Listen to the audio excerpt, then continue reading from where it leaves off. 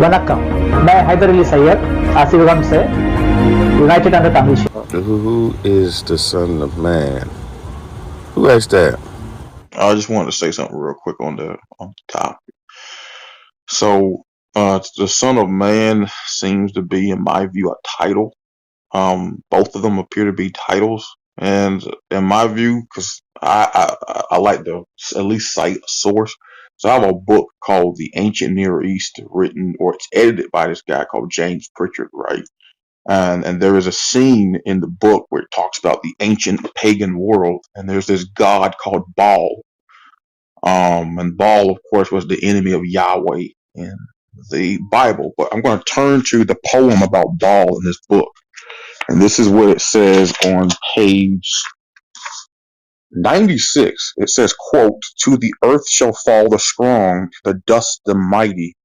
Scarce had the word left her mouth, her speech left her lips, and she uttered her voice under the throne of Prince Yam, quote, Cathar Wakasis, I tell thee, O Prince Baal, I declare thee, O rider of the clouds." So in this poem, Baal is declared to be the rider of the clouds. I'm assuming that's a title, not a thing being done. Because when you read this ancient poem about the god Baal, he's called rider of the clouds like 10 times.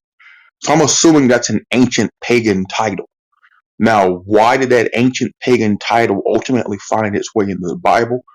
Many scholars say, for example, that the ancient Hebrews kind of borrowed certain things from the peoples around them. So the term rider of the clouds can be traced outside of the Bible, and it's found in a bunch of poems about the pagan Canaanite god Baal.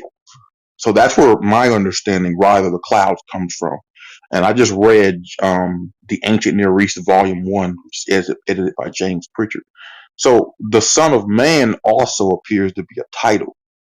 I'm not really sure, Manny, what the title means, because scholars themselves debate what the meaning of the title is. So I have a paper here. I want to agree what Heiderly just said. One of the things in the paper is how you can look at the Son of Man in different ways. I just want to read this and I'll just be quiet. So this is a paper written on the Son of Man. It says, quote, "Another characteristic of the Enochic Son of Man is that the figure is described in terms similar to those used of Yahweh. In Micah 1:4, the mountains melt like wax at the coming of the Lord, and in the parables of Enoch, in the coming of the Enochic figure at which the mountains melt. The judgment of the kings of the earth is established by the Lord in Isaiah chapter 24, verses 21 and 23, but the Son of Man carries out the judgment in parables of Enoch. The day of judgment is typically known as the day of the Lord in the parables of in Enoch.